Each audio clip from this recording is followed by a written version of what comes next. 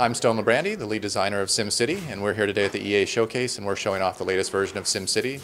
This is the first version of SimCity that Maxis has made since the last 10 years when we did SimCity 4. And so we've changed a lot of the game around.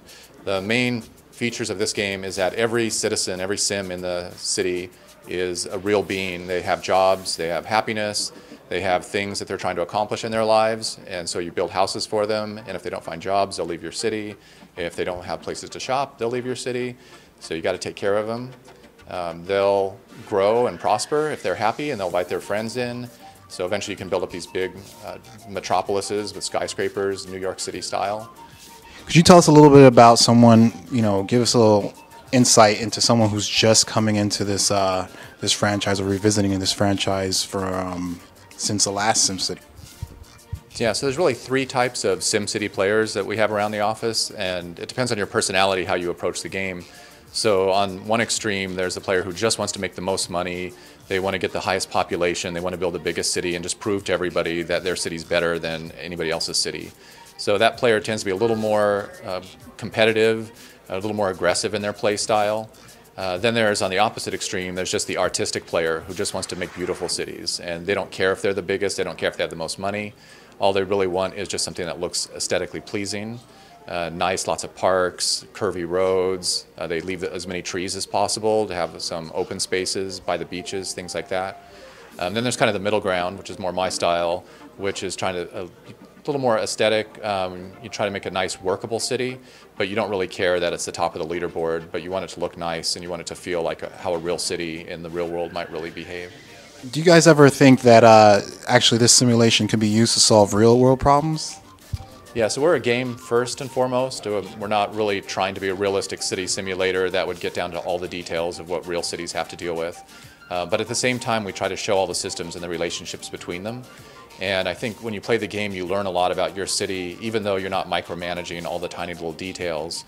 There's still the relationships between those systems, like how does water affect health, how does crime affect happiness, things like that all start to come through. And most people who play the game, even around the office, we walk around outside in the real city, and we start to notice things about the cities, the real cities that we live in, that are different than anything that we've really paid attention to before. Could you tell us a little bit about the inspiration behind the reboot and the changes that you've made to the game? Yes, one of the main inspirations behind the game is the new technology that we're using called Glassbox. And Glassbox lets us actually simulate at a really low level all the different sims that are in the city. And gives kind of a life to the city, and the player for the first time can really care about the people. So this isn't a game about buildings and roads, it's a game about managing the people underneath of all of that. And that kind of extra emotion that you get from that feeling is really powerful. Like when you bulldoze their houses, you kind of think twice before you want to do it. You might find some coal or ore underneath of a neighborhood, and then you need to dig it up to get the money. And a lot of players will kind of pause and like, should I really dig up that neighborhood just to get that money? And then depending on your personality, you'll go one way or the other. But the fact that you paused at all, I think, is really powerful. And that's something new that I think didn't really feel that same emotion in previous versions of SimCity. Could you tell us a little bit about some of the multiplayer aspects of this game?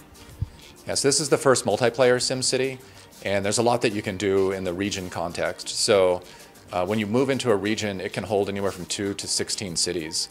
And you can play all the cities if you wanted to. If you want to be just completely in control of everything, then that's fine.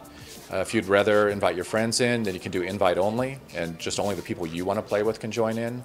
The other thing that you could do is just open it up, and so if it's open, anybody playing SimCity can get in. And personally, that's my preferred way of playing, because I just like that randomness. I like there's a little bit of chaos that you're going to get, but you also meet new friends. You meet people who like to team up. Sometimes people are a little more aggressive. But the cities will share back and forth. So if I have a lot of pollution, that will drift into your city. Across the border, if I have a lot of crime, that'll drift in. Around the office, I was trying to build a crime city just for fun, just to see what would happen if you just had complete crazy crime in casinos. And somebody came in, they didn't like my crime, so they started building police stations that came into my city and started taking care of my crime for me. So I was kind of like, hey, I was trying to make Crime City and you're protecting it.